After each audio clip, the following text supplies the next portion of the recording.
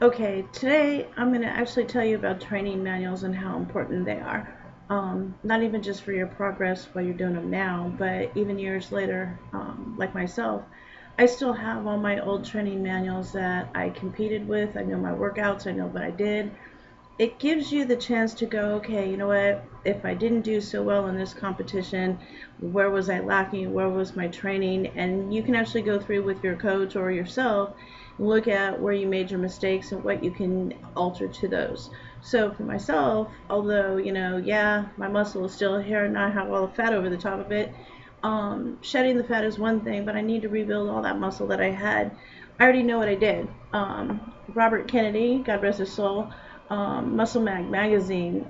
I grew up on all that stuff back in the 70s and 80s and 90s, and this manual is actually my workout when I was probably in one of my best shapes before I started to work with Charles Glass in 2000. So I'm going to actually utilize all my old workouts that I did in here.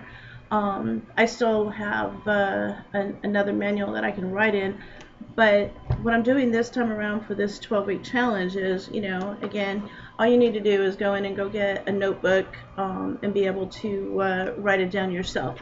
One of the things that I like about these old ones is that they actually still have your sets and reps and whatnot, so you can do it. And you notice how many times that it says sets, sets. Stop reading all that bullshit that says, do two, three, or four sets, or five sets, or ultimate. You need to know what works for you. My workout program is not going to be good absolutely for you, and it won't be for everybody else. It's not a one size fits all dress. So for myself, I just actually like doing a lot of drop sets and stuff like that because, hell, the heavier I lift and the less reps I have to do, my mind says cool, but what actually has always worked better for me, and Charles used to use, was because my legs are big, we use giant sets. So if you know what giant sets are, basically you're doing 5, 6, 7, 8 different exercises, whatever, all in a succession. So like for my legs, it will go from a leg press to a hack squat to a plyometric movement, back over to a single-legged leg movement on the leg extension, to the hamstring curl and whatnot. He might even throw some abs in and then start back over again.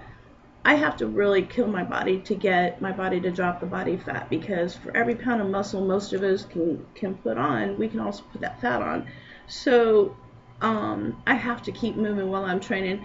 So there's no sissy workouts for me. I can't just go, okay, you know what? I get a 1 minute rest in between my sets and I'm gonna be cool. I'm gonna get big and bulky, and I'm not gonna cut down no matter how good my diet is either. So that's why I know, what works for me is written in this, basically my Bible. My progress basically is what I'm doing here. Is this is where I'm taking all my measurements.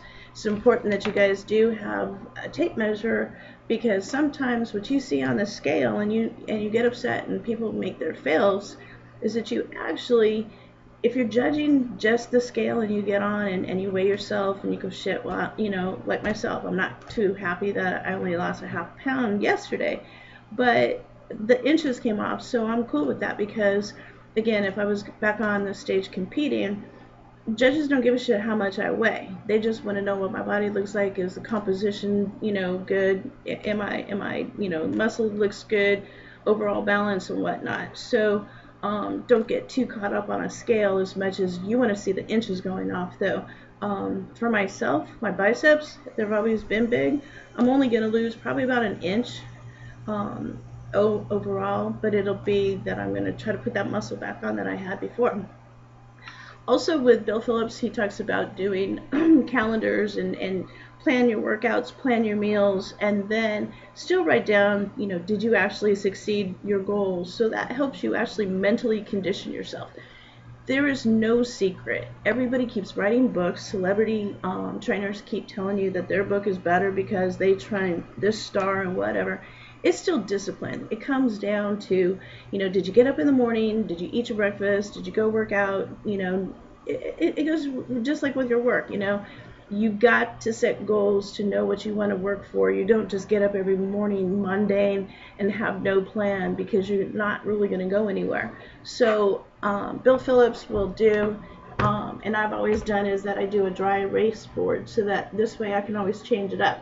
So for this, how he's got it, which myself, because I have trained for so long, I'm going to have cardio pretty much almost every day, so I can drop. But his plan is to say you're going to do cardio one day, a lower body the next day, a cardio the next day after that, and you're just going to keep alternating where you're doing upper, lower on your weights, and with cardio in between. I still think as long as you get, 3 to 4 days of cardio in, you're cool. If you can get the extras, that's even bonus, because again, the more calories that you burn off and the more that you sweat, the more that you're actually going to burn off. So at least with your training manuals, you'll know what's up and where you're at, and if you need to make changes, you'll be able to find them. And until then,